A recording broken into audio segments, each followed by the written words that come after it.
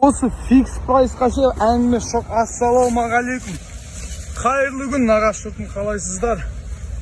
Демалыс қалай өтіп жатыр?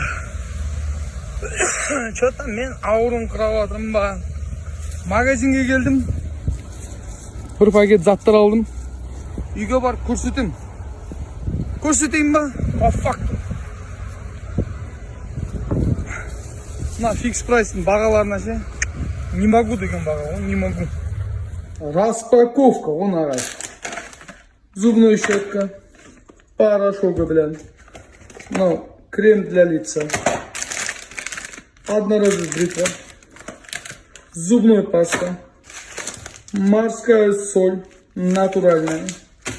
И шампунь, блин. Осының бәрі 3500 теңге болды. Қымбат па арзан ба нағашы? Бұның бәрі әдегенде фикс прайстан ғой, фикс прайс. Привет. Мы пришли в гости. Господи, с сыном. Погода сегодня что-то все тает, все такое. Как дела? Хорошо. А дверь открыта была или нет? Закрой дверь.